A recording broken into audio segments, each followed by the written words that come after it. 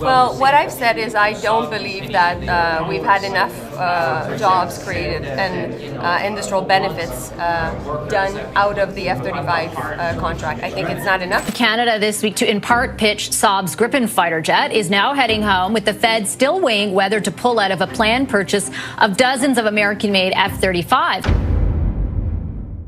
A quiet procurement review inside one of NATO's oldest members has erupted into a decision that could ripple across the entire alliance. Portugal, a country that helped found NATO in 1949 and has stood inside that alliance for 77 years, has stepped away from what once looked like a near-certain purchase of America's F-35 and moved instead toward a Canadian-built Gripen. The reasoning, laid out in documents reported by the Portuguese press, points directly to political pressure from Washington and to threats aimed at Canada that reshaped how Lisbon evaluates risk. This is not a routine contract shift. It is a signal, and it lands at a moment when alliance cohesion is already under strain. Portugal's Air Force has been operating F-16A and F-16B aircraft acquired in the 1990s. Airframes that have delivered decades of service but are now approaching the end of their viable lifespan. Structural fatigue, avionics limitations, and rising maintenance burdens have forced Lisbon to confront a reality that could no longer be delayed. Replacement is not optional. Modern air policing, NATO quick reaction alert duties, and expeditionary commitments require a platform with contemporary sensors, data links, and survivability. For several years, the F-35 built by Lockheed Martin appeared to be the leading candidate, and by 2024, discussions had advanced to the point where financing models were being explored and industrial participation conversations were underway. Portuguese defense officials had visited facilities in Fort Worth. The trajectory seemed clear. Then the political environment shifted dramatically. The return of Donald Trump to the White House in early 2026 brought a new tone to American diplomacy, particularly toward Canada.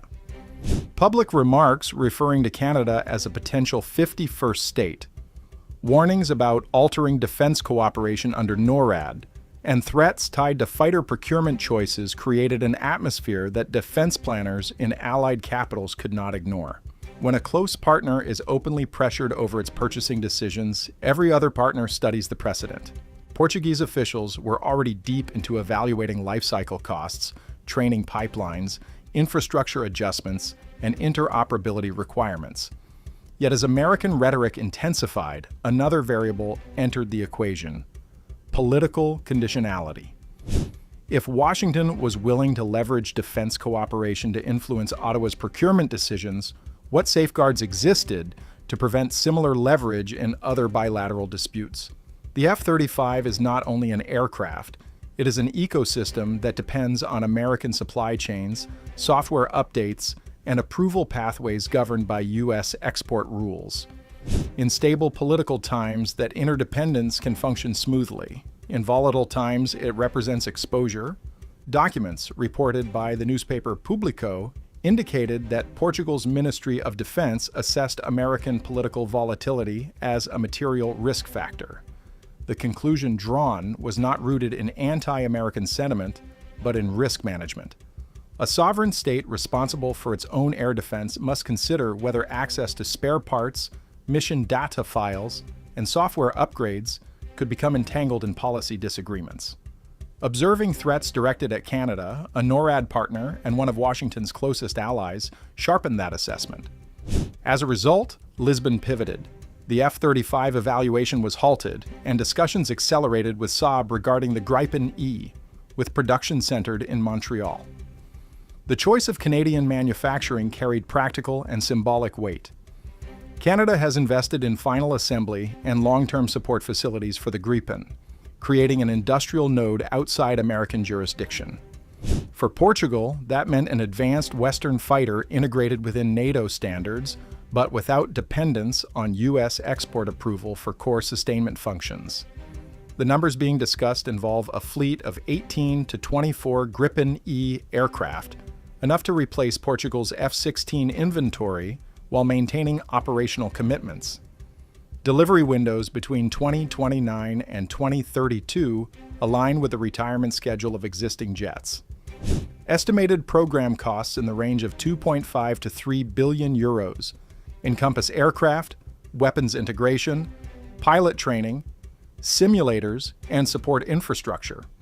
When life cycle costs are factored in, the financial contrast becomes even more pronounced. Saab advertises operating costs around $8,000 per flight hour for the Gripen, compared with figures often cited near $35,000 per flight hour for the F-35. Over a 3-decade service horizon, that delta translates into billions of euros that can be redirected toward munitions, training hours, or broader defense modernization. Cost alone did not drive the decision, but it reinforced it. The Gripen's design philosophy emphasizes modularity and ease of maintenance. Portuguese technicians would conduct upkeep at domestic bases using European supply chains. Engines sourced through European partners avoid entanglement in U.S. international traffic and arms regulations frameworks. The result is a logistics structure that remains operational even if diplomatic tensions rise. Portugal's planners have not forgotten cases where aircraft fleets were grounded because political relationships deteriorated and support pipelines dried up. Ensuring continuous availability became central to the procurement calculus. Operational sovereignty also extends to training. Under a Gripen arrangement, Portuguese pilots train on aircraft controlled entirely within Portuguese command structures. There is no requirement for U.S. managed mission data file uploads or centralized American oversight of software revisions. Updates can be coordinated through European partners on timelines aligned with Lisbon's priorities. In an era where software defines combat capability, control over that software carries strategic significance. Interoperability within NATO remains intact. The Gripen is fully capable of operating with alliance data links, participating in joint exercises, and employing a wide range of Western munitions. Portugal already fields European weapon systems, and integration pathways with Saab's platform are comparatively straightforward. By contrast, integrating non-American weapons onto the F-35 typically requires U.S. contractor involvement and approval cycles that can stretch across years. For a country that values flexibility, the European route offers both speed and autonomy. For Lockheed Martin, the immediate financial loss, represented by 18 to 24 aircraft, is manageable. The deeper impact lies in precedent. Portugal is not a peripheral state balancing between rival blocs. It is one of the 12 founding signatories of the North Atlantic Treaty. When a founding member publicly walks away from the F-35 and cites political coercion directed at another ally as a factor, that reasoning reverberates in every defense ministry across Europe. Other nations are watching closely. Spain faces its own decisions regarding F-18 replacements and maintains a pattern of procurement coordination with Lisbon. Shared strategic geography on the Iberian Peninsula often translates into parallel modernization choices. If Portugal demonstrates that a Canadian-built Gripen fleet integrates seamlessly into NATO missions without political friction, Spanish planners gain a concrete example to reference. Italy, already a participant in the F-35 program with domestic assembly lines, has grappled with budget pressures and debates over fleet size. A successful Portuguese transition underscores that alternatives remain viable for roles where stealth is less critical than cost control and sovereign sustainment. France, which operates the Rafale and has long advocated for European strategic autonomy, sees reinforcement for arguments that NATO cohesion does not require uniform reliance on American platforms. Germany's deliberations carry particular weight. Berlin has considered the F-35 for nuclear sharing responsibilities, while evaluating broader fleet composition for conventional roles. Domestic political voices skeptical of dependence on Washington now have a case study in Portugal's reasoning. Even if Germany proceeds with limited F-35 purchases, diversification discussions inevitably gain credibility. The Netherlands and Denmark have already committed to the F-35, yet procurement is not a one-time event. Sustainment spans decades. If political disputes arise in the future and Washington signals willingness to leverage logistics, the Portuguese example demonstrates that alternative supply ecosystems can be constructed. That possibility alone alters negotiating dynamics between Washington and its allies. The ripple extends beyond Europe. Canada itself is scaling production capacity, positioning Montreal as a hub capable of supporting multiple foreign customers. Portugal's selection validates that facility as more than a national asset. It becomes a node within NATO's broader industrial base. Choosing Canadian assembly rather than Swedish final production highlights a preference for an allied supplier that has recently endured direct American pressure and responded by strengthening its own defense partnerships. 8 countries now appear aligned with the Gripen platform in various configurations, including Canada and others across Europe and Latin America. Each additional order deepens the supply network and reduces per-unit costs, creating a virtuous cycle that can attract further customers. Momentum in defense procurement often builds incrementally, and a decision by a NATO founding member carries symbolic heft far beyond its numerical scale. The political dimension cannot be separated from the strategic one. Threats intended to compel compliance may generate the opposite reaction when allies interpret them as signals of unpredictability. In Portugal's case, public rhetoric aimed at Ottawa became a lens through which Lisbon evaluated its own exposure. When policymakers imagine a scenario in which spare parts or software updates are delayed during a diplomatic dispute, even a low probability of occurrence can outweigh marginal performance advantages. The F-35 remains a technologically sophisticated platform with capabilities unmatched in certain mission profiles, particularly in stealth penetration and sensor fusion. Portugal's choice does not negate those attributes. Instead, it reflects a prioritization matrix where political reliability and economic sustainability rank alongside raw performance. For a mid-sized European nation, tasked primarily with air policing and regional defense, the calculus differs from that of a global power projecting force worldwide. In Washington, the implications are difficult to dismiss. Defense exports serve not only commercial objectives but strategic ones, weaving alliances together through shared systems and joint maintenance frameworks. When an ally opts out because it fears political leverage, that signals a trust deficit. Rebuilding that trust requires more than marketing campaigns or price adjustments. It demands consistent diplomatic conduct. Within NATO headquarters, the development raises complex questions about cohesion and burden sharing. The alliance has long functioned with a mix of American and European equipment, yet the F-35 program was often portrayed as a unifying technological backbone. Diversification challenges that narrative while also reinforcing the principle that alliance strength derives from mutual respect rather than dependency. For Portugal, the decision represents a calculated step toward preserving operational independence while maintaining alliance commitments. It continues to participate in NATO exercises to host allied forces and to contribute to collective defense. The difference lies in who controls the keys to its fighter fleet. The broader lesson resonates beyond aviation. In a world where supply chains intertwine with geopolitics, procurement becomes an instrument of sovereignty. Lisbon examined recent events, measured potential vulnerabilities, and chose a path that it believes minimizes external leverage. Whether other capitals follow remains to be seen, but the precedent stands. Portugal canceled its F-35 evaluation. Portugal chose a Canadian-built Gripen.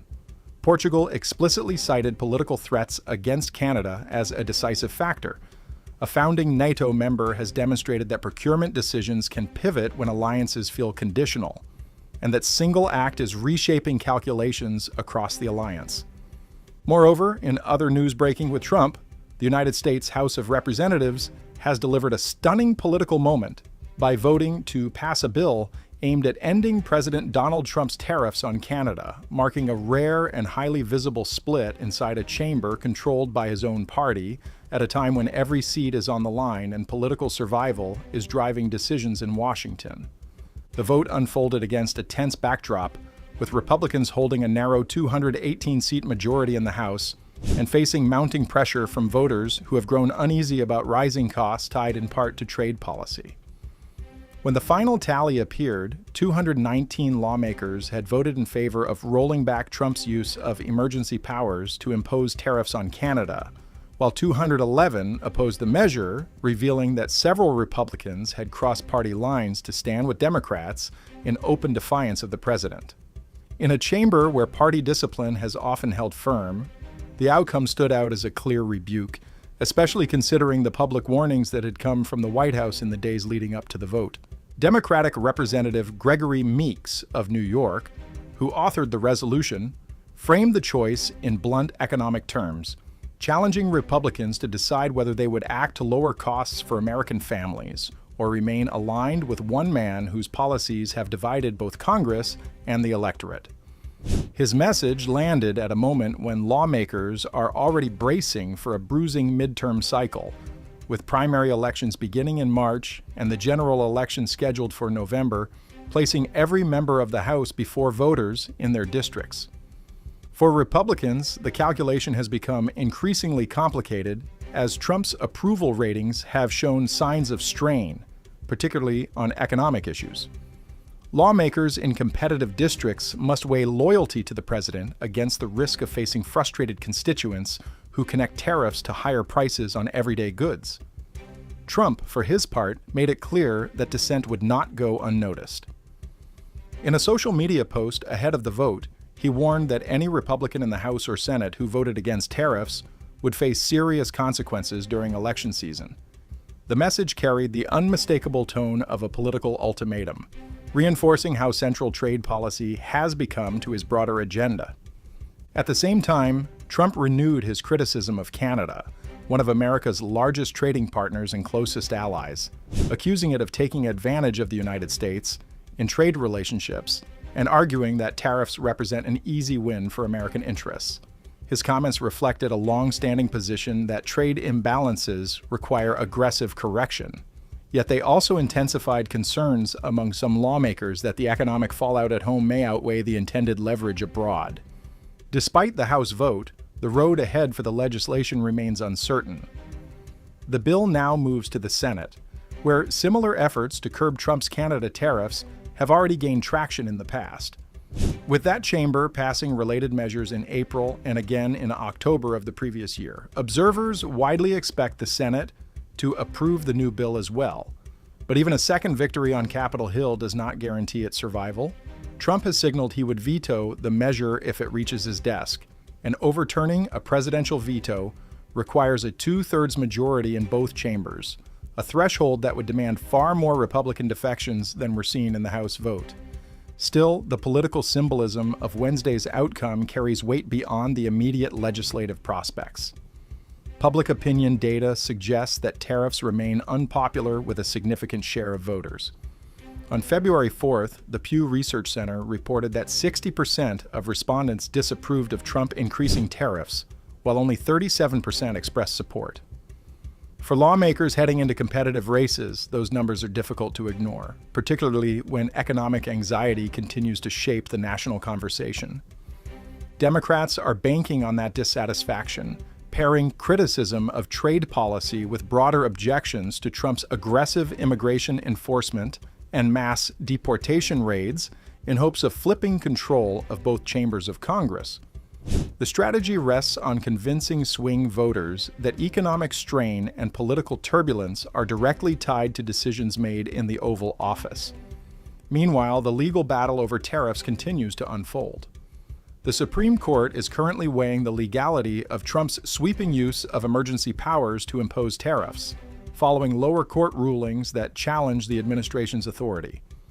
That judicial review adds another layer of uncertainty to an already volatile issue. Ahead of the House vote, Speaker Mike Johnson urged Republican members to hold off until the High Court issued its decision, arguing that Congress should avoid acting prematurely.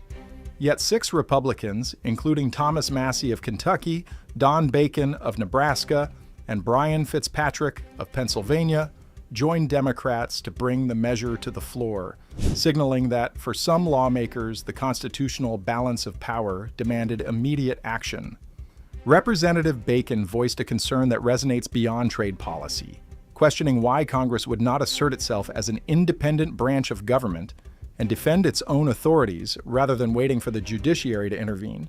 His remarks highlighted a deeper debate over executive power, one that stretches back through multiple administrations, but has taken on sharper edges in the current climate. Whether the bill ultimately becomes law or falls to a veto override attempt, the episode underscores a shifting dynamic inside the Republican Party and within Congress more broadly.